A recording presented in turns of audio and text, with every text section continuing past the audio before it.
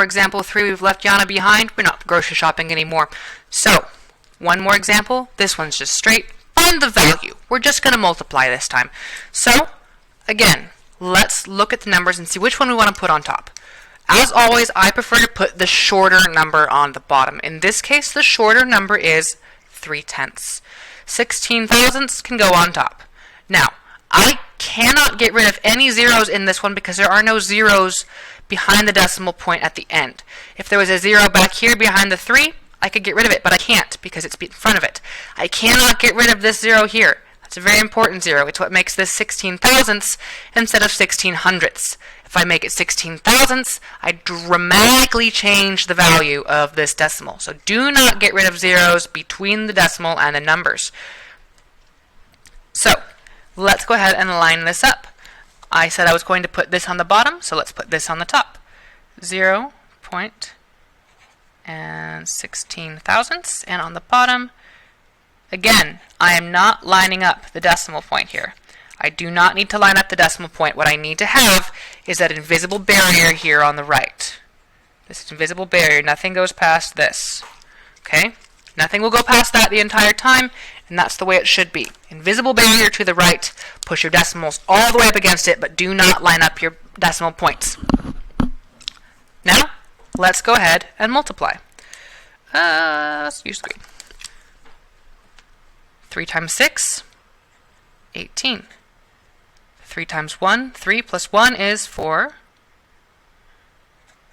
3 times 0 is 0. 3 times 0 is 0.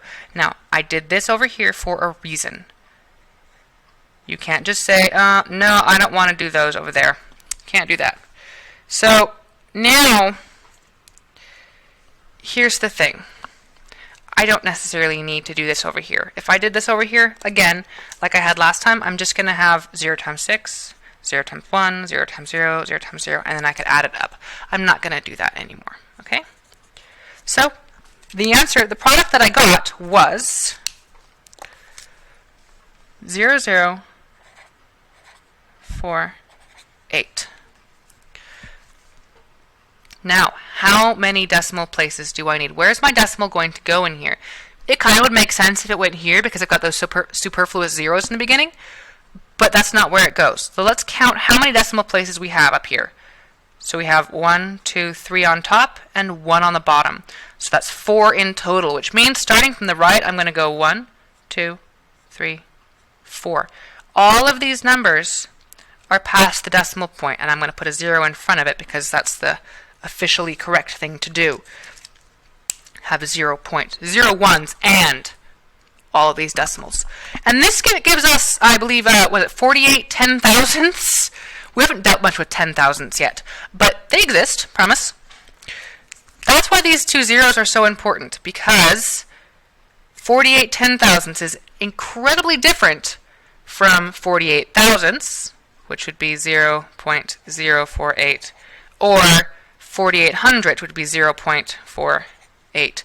Just like 480 is different from 48. Those are two very different numbers. They are not equal. Okay? So, count your decimal places. That's how many places you need.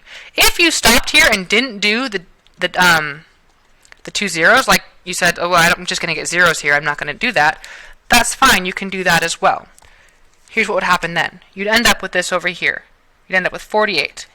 But you'd still have those 4 decimal places. So you'd still go 1, 2, 3, 4. The decimal needs to go here. So what's going to go in these 2 places? Zeros.